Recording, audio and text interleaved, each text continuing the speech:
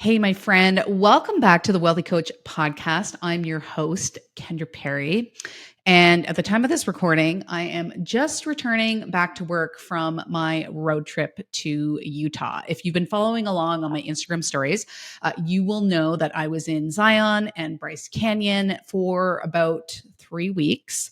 And it was an amazing trip. It's something that we've been trying to do for a while. We first tried to go in spring of 2020, but I believe all the parks shut down with COVID.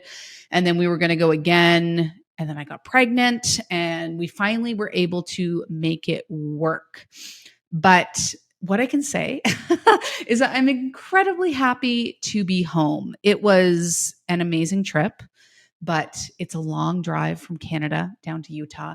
It took us 4 days of driving, about 5-ish hours a day. Now, I've gone to Utah before. It's actually, I believe, my fourth time going down to that area. And I've driven, I believe, every time. Maybe one time I flew. No, I think I drove every time.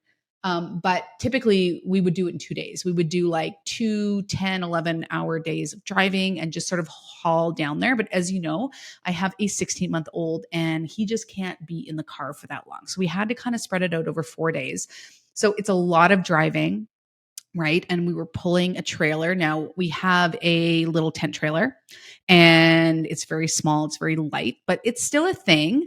And I have to say, you Americans, at least on the roads we were driving, like your freeways are insane. Like we don't have that where I live, right? We live in the mountains.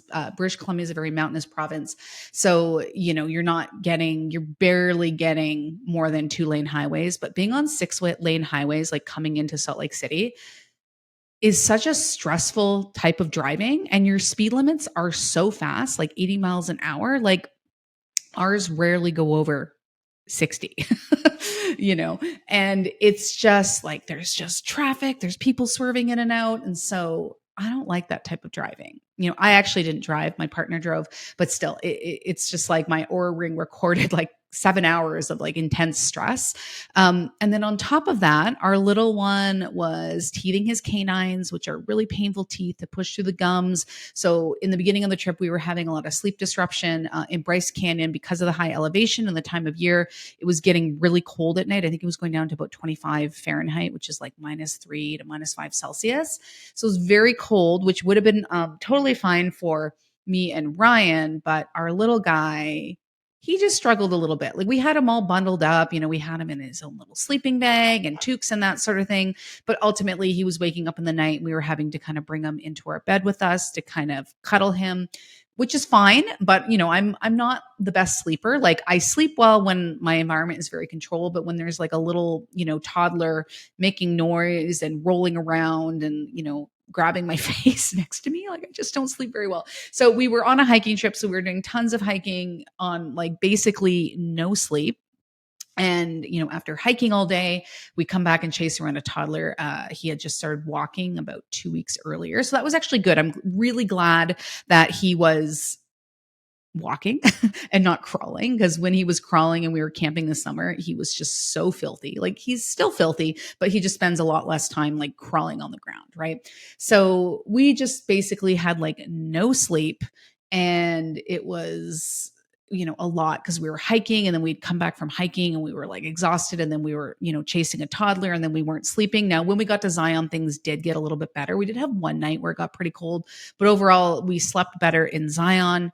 And so we felt a little bit better, but we were just exhausted. Like it was amazing, but obviously traveling with a toddler is just this entirely different situation. And now that we're home, I'm very happy to be home, which is a good thing, because we're going into what I call like the dark month. November in where I live is really the only month of year that I don't enjoy where I live. And it's just because it's dark, it's rainy, but you can't ski yet. But then, it's too kind of wet and rainy to do like the summer things. So just kind of this like dark, boring month. But this year I'm actually really going to appreciate it, because like I honestly never want to leave my house again at this point. So we're very happy to be home. Very happy to I'm really happy to get back into my schedule, to get back to work. Our little guy goes to daycare 2 days a week. He goes to his grandparents 1 day a week, and to his aunt and uncles usually a couple days a month. So we have a lot more support. And my parents are actually coming today, and I booked myself into the fucking spa. Very excited for that. So overall, like a great trip. My partner Ryan had never been to Utah, and he's a former adventure photographer. So he had his camera out. Just loved it. I've been there before for mountain biking and climbing, but honestly, I would continue to go back because I just find that area just so stunning, and there's just something very spiritual and magical about it. And so I'll always go back. But I think we've decided that we will never drive that distance pulling a trailer before. And next time we'll probably just fly to Vegas and rent a camper. Anyways, okay, let's dive into today's episode. So I want to talk about the conundrum of December, because ultimately a lot of people or coaches get worried about December because they are worried that their sales are going to go down. Now, I used to believe that nobody buys in December. And honestly, I don't even know where I got the idea from. And I think this is one of the things that coaches and business owners just kind of repeat to each other until it kind of sounds like common sense, like Instagram hate me or whatever, stuff like that. Like we say these certain things to ourselves and then we believe them to be true.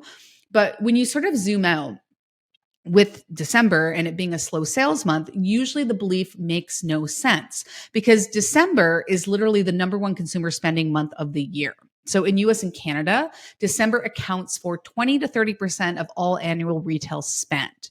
So credit card companies actually report their highest swipe volume for the entire year. Airports break travel records every holiday season. People will spend 14.4 billion on holiday decor alone. So clearly the issue isn't that people stop spending. Okay. People are spending. Now, do they spend less on health and wellness? Maybe, but I guarantee there are still people out there who are willing to spend. Not everyone out there experiences December or the holidays the same way as you do, right? Me personally, I'm not a huge fan of Christmas. Like I love, getting together with my family. And honestly, Christmas is a lot more fun now that we have a kid. Even last year when he was, a blob, it's just a little bit more magical. Like I love the feast and I love the family, but I don't like the busyness and, kind of the obligations and that sort of thing. And there's also people who don't have a lot of family who maybe feel really lonely over the holidays, right? People who maybe avoid functions. Not everyone just wants to dive into it, spend time with people, eat all the food, right? So I believe that a big reason why coaches ultimately do have slow Decembers is because they stop selling, right? A lot of us get really busy between, US Thanksgiving and Christmas, there's a lot of obligations, there's a lot of functions, and usually that impacts the way coaches and practitioners show up online. Okay. And when we keep telling ourselves people aren't buying, December is slow, ultimately that is the reality that we sort of manifest, right? And a lot of times we just don't show up the same online. First off, when we believe that people aren't buying or that we're going to have a low sales month in December, we stop showing up, or we stop showing up because we're just busy. So you have to kind of look at that reality and look at it like, am I not showing up because of either of those reasons? Because if you're not showing up as much, then December is going to be a slow month. So if you're okay with December being a slow month, then you continue to believe that. You can continue to believe that nobody buys, or you can just focus on your functions, your family stuff, and that's fine. Like no shame. It's your life. It's your business. You can do what you want. But if you don't want to have a slow December, if you want to kill it in December, then this episode is for you. So first thing you need to do is you actually need to reframe the myth that nobody buys in December, right? Because we've already established that people are spending more than ever: travel, gifts, food, gym memberships, random crap from Costco, right? Why not health, right? So you have to switch the mindset and remember that your clients still have needs with their health, right? They still have acne. They're still dealing with infertility, right? They still have migraine headaches. Okay. If you believe the no one buys myth, then you will stop showing up and that will guarantee no sales. Okay. Now, this is the beauty of niching down into a problem that is overwhelmingly painful. right? If we talk about migraine headaches, these are debilitating. These don't go away. And if someone is suffering with these on the regular, I bet they're still going to be motivated to solve them even in December, because maybe they know they hate December because maybe the busyness or the overwhelmingness, if that's a word, of Christmas actually triggers their migraine. Or maybe their acne is so bad they dread Christmas because they're required to go to these like work functions and they don't want to because their acne is worse and they know if they eat the sugar, whatever, it's going to flare up their acne. Okay. So the first thing, we just need to shift the mindset that remember that people are buying a ton of shit, honestly, a ton of useless shit, a ton of like worthless shit, in December. Like, why wouldn't they invest in their health? Okay. Now, something you can do is you can sell in January and you can close in December, right? So you can actually do a marketing campaign in December and say, hey, secure your spot now, start in January.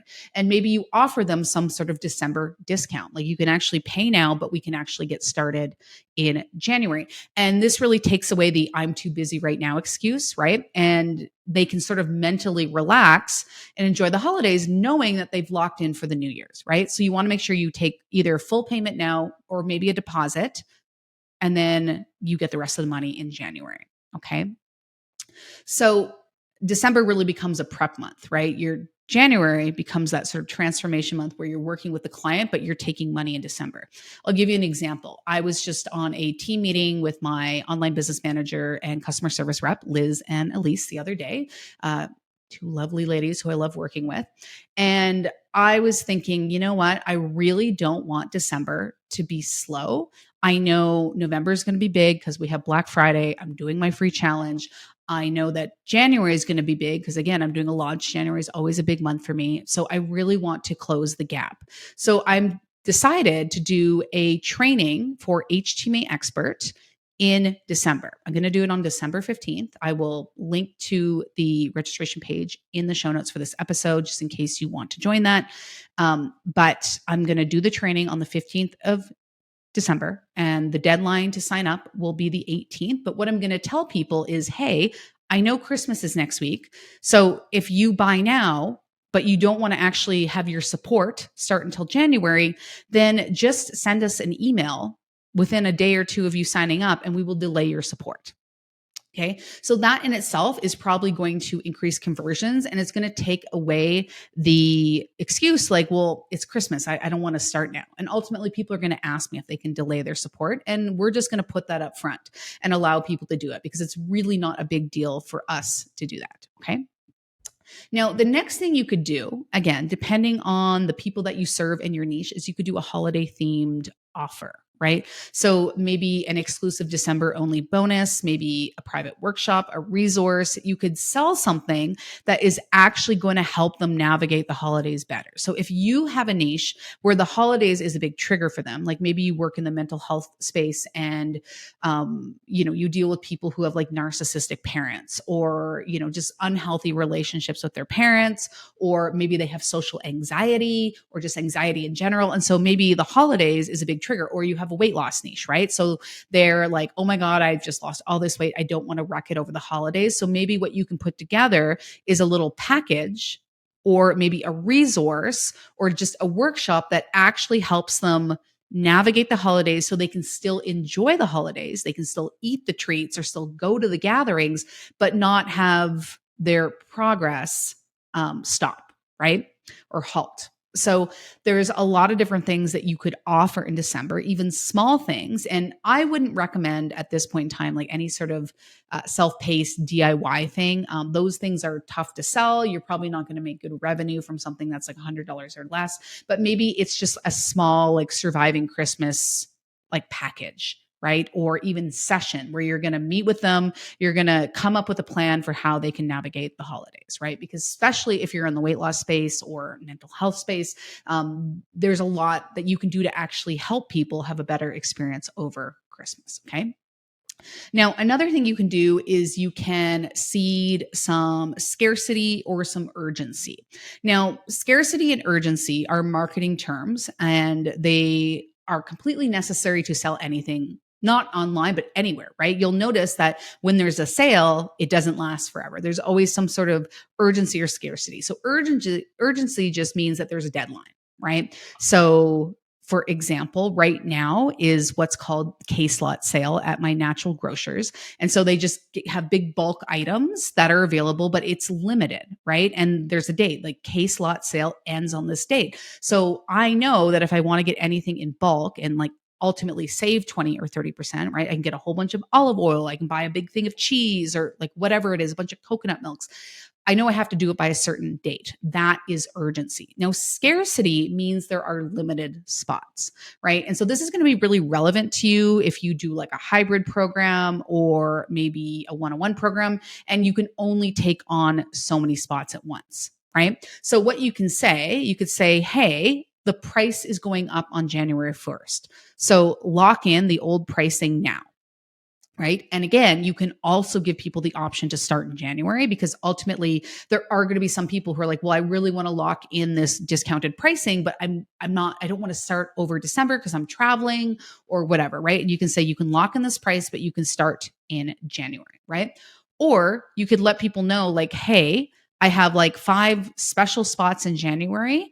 I'm opening them up now. And when they're gone, they're gone. That is scarcity. So know that scarcity and urgency are required to make a sale for anything. A big reason why people don't sell is that they have no incentive for people to take action now. It's just human nature. It's human psychology.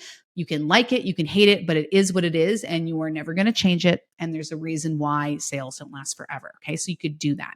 Now, another thing you could do is you could share some social proof from previous December buyers. So if you've been working with clients and people have gotten results who, did the work in January or even started in January, what you can do is show the social proof. So like this person started in January and here's where they were by April. Right. So, for example, if you're in the weight loss or fitness space, you could say, Sally committed to signing up in December. We gave her a plan so that she could still enjoy all the treats and all the wine of the holidays, but without her actually sabotaging her weight loss goals. And then we did this in January. And by March, she was 15 pounds lighter. You could show a before and after, a screenshot. And so that reminds people that there is actually a benefit to starting now and not waiting till January. Because you can say, Sally, was it Sally, Susie? I can't remember the name of the fake client now, but Sally, by April, by the time it was swimsuit season or whatever, she already, had a boss body, right? So you could, if you have any proof of someone who has started in December and gotten results, that would be a really good time to highlight that. Okay. All right. So another thing you could do is some sort of open house, okay? Or what I sort of call office hours. Now, this is just kind of what I call it. So something that I'm teaching my HCA students to do right now is host something called office hours, because a big issue with the reason why people aren't buying right now, obviously there's a lot of macroeconomic stuff going on. There's a lot of things playing into why it's harder to sell online right now. But a big part of it is just a lack of trust, right? Either a lack of trust in coaches or a lack of trust in themselves, because a lot of people have invested in programs before and they haven't gotten results. And so now they don't trust themselves to actually get a result. And a lot of people want to sort of test drive you before they are ready to buy. And so this concept of an office hours is essentially a casual coaching call. It usually works if there's some sort of theme, right, for the call. It's not just like a free for all, and it's completely free. And it's sort of like a no pitch event, although you do still pitch, because what you do is you can show up and give like a 10 to 20 minute talk on the topic and then just open it up to coaching. People can unmute, they can get coaching from you.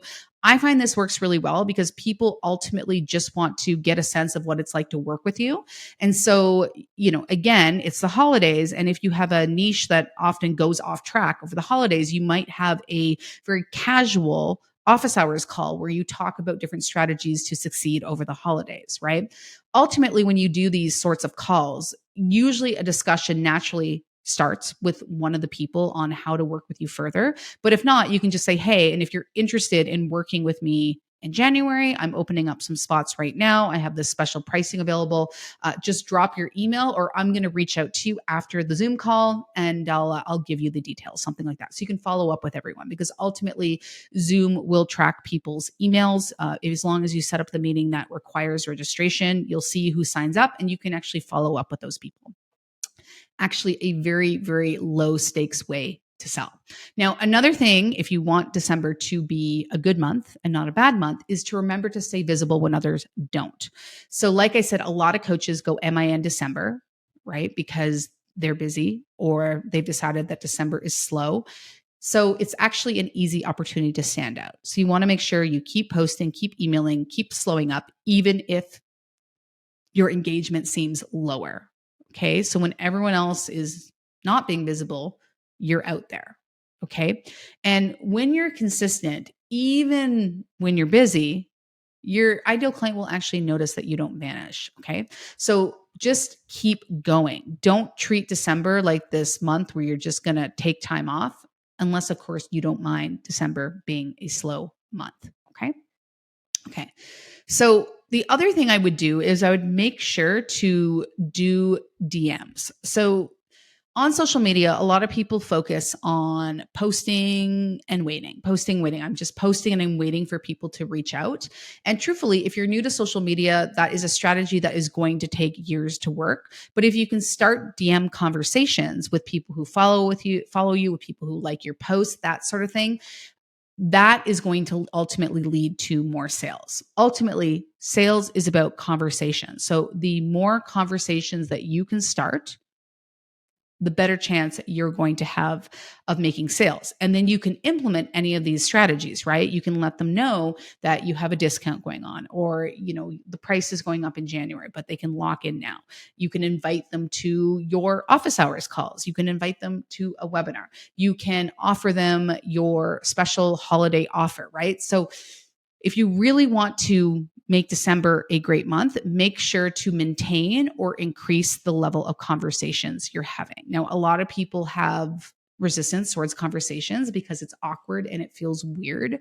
But ultimately, especially when you're new and you don't have a lot of authority and you're still learning content and messaging, it's going to be incredibly difficult for you to get someone to buy of whom you have not had a conversation with. So start seeding the conversations now. And even if that doesn't lead to December sales, it ultimately will lead to sales in 2026. Okay. So again, if you don't want December to be a slow month, you need to show up, right? And you need to shift the mindset that it is a slow month, because truthfully, people are buying a lot of shit. And I guarantee there are people out there who would be more than happy to start in December, or at least buy something in December that is going to help them navigate the holidays better. All right, my friend, I hope you enjoyed this episode of the Wealthy Coach podcast. I will see you next Monday, same time, same place, where I help you become wealthy AF.